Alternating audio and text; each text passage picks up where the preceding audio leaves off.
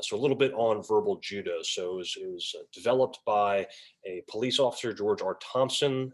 His nickname was Rhino, and he's no longer with us. He passed away from esophageal cancer many years ago, but the organization Verbal Judo is still there. I highly recommend this book, not only just for officiating, but for changing the way you approach any type of argument with anybody.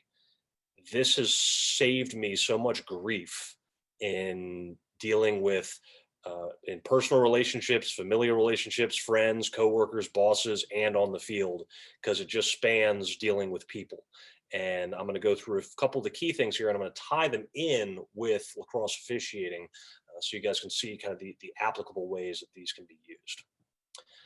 So first here is I've got a few quotes from the book here from Mr. Thompson. So one kind of key thing to keep in mind is that if your antagonist can upset you, he owns you at some level, right?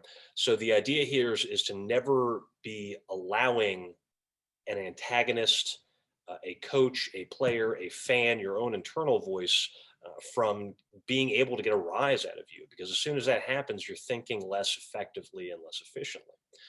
And one of the techniques that I like to use, and I've been doing this now for very many years, is to always remember to try to develop allies. This is a picture here of my friend Chris. He's talking with a player. I'm not sure what they're talking about, but he's right there. We don't get that opportunity right now in the age of COVID, right? We might be masked up. We might be. I'd like to say we will be at least 6 feet away. But if my mask isn't up, my hand will be covering my face here, and I'll be speaking more in an open direction and just talking to a player about what it is that I'm looking for or what his concerns are. Typically, this works best for goalies if you've never kind of done this before. But every single time, every time a goalie gets the ball from me, I always say, "Thank you, goalie. Thank you, keep. Thank you, sir." I don't care if it's 20-0 and the goalie's been shelled on that bit. If he's nice enough to get the ball out for me, that's cool.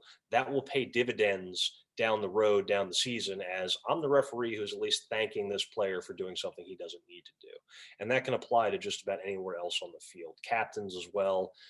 We may only have, in Georgia, we're following the NILOA collegiate protocols pregame, so we're only bringing one captain from each team up. And I still say my spiel. I say, guys, you're the leaders of the team. And we need to recognize that this might be, like I said, those sophomores to seniors now who didn't get a chance really to develop their leadership skills from last year. We need to help bring them along in that space. And so I tell them, I'm like, gentlemen, you know your players and your teams better than I do, and my partner does. So you know who's going to get a little bit heated sooner. So calm them down first, because all we have is warnings and turnovers and flags. And I really don't want to have to do that if I don't have to. So develop allies and always be working for the positive aspect of a relationship here with players and also with coaches, as we'll now step into. So the quote here is, "What separates professionalism from amateur behavior is giving our opponent no solid ground to make a stand against us with our comments or our actions."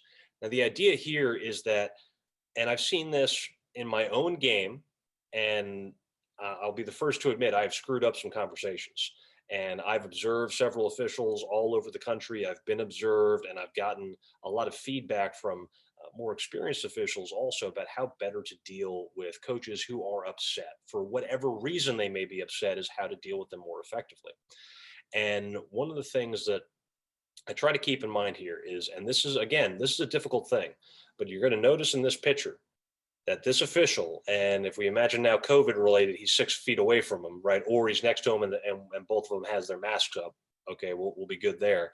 But there's never a need during live ball play to turn around and talk to a coach. I've had that a couple of times in my observations this season, and I've had to tell the officials, I'm like, "What are you being paid to do?" And they're like, "Well, referee." I'm like, "Well, can you referee the play if your back is turned to the play?" And they're like, "No." I'm like, "So why did you do that?" He's like, "Well, the coach had a question." I'm like, "Then back up and talk over your shoulder so you can keep watching this, because he's going to get more pissed off if you're the trail and you miss a hit on his shooter because you're trying to explain some not there offside call from 2 minutes ago," right? So the other piece to this is a professional demeanor when you're out there, where we have the benefit of wearing stripes, and some guys think of that as a curse. I think of this more as a benefit. Is that it allows us to lean into that authoritarian authoritative position, not authoritarian.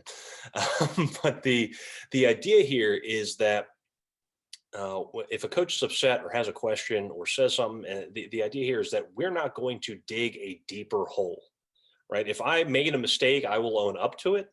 I will not try to bury myself now with more comments by trying to distance myself from a mistake that I made. If I screwed up, I screwed up. I'll tell them, and that generally moves it on. They're still not going to be happy, but at least I'm not being a pain about it, and they can respect me a little bit for that honesty.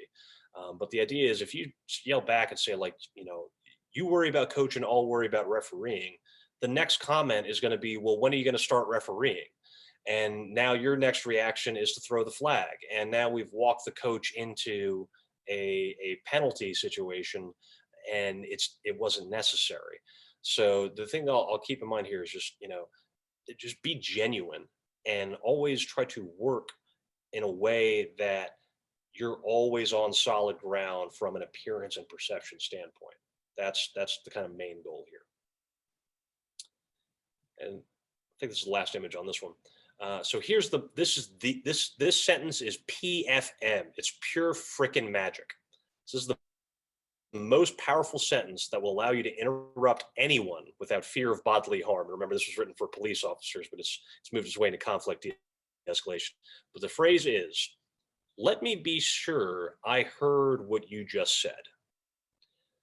Now, I did a webinar on this with my officials with the GLOA, and several of the officials have now come up to me either before games or have called and texted me and be like, I've used that phrase and it works. And they're just like, they're really excited about it. I'm like, yeah, this is excellent. So what this does is if you do this in a calm sense, but what this does is it really shows the coach that you're trying to get a sense of what their concern is. It allows you to shut up and say, let me be sure I understand you, coach. Could you restate that for me? I just want to follow this all the way through. Now I get to shut up. They realize I'm invested in the conversation, and they have to rephrase what they just said. It gives them an opportunity, if they were maybe a little too animated and angry about whatever it is that they were saying, they can step back and be like, it gives them another chance to explain the thing. And at the same time, if I generally know what their concern is, right? Generally, I know what's what. I've been doing this long enough that I can figure that out. But what now I'm doing, I've bought time with this question. So now as the coach is re-explaining what it is that they have a problem with, like, that was a crease violation before the goal. And I know my answer is going to be, coach, I hear you. And the goal was scored, and then the player touched the crease from what I saw. I know that's going to be my answer, but now I can really prepare that talk in my head, and the coach can be like, okay, well, why wasn't that a goal waved off? Like, well, coach, here's what I saw, and this is the sequence. And is any questions for me after that? No, okay, I saw it differently, whatnot. Okay, fine. But the versions of, let me be sure I heard what you just said, things like, coach, could you repeat that for me? I want to make sure I got it. Or coach, I really want to understand this. Just explain that one more time for me. This saves me so many problems.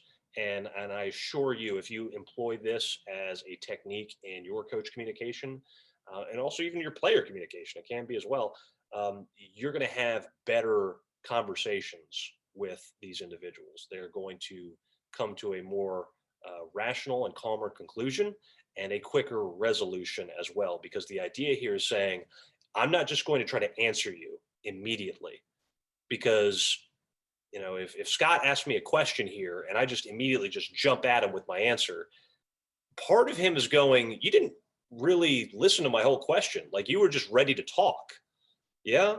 And so if I just go, okay, Scott, I think I got it. Let me repeat this. Hold on. Okay, here's the question as I understand. Is that correct? And he can be like, yeah, that's all right. I'm like, okay, cool. I get that. Here's my answer.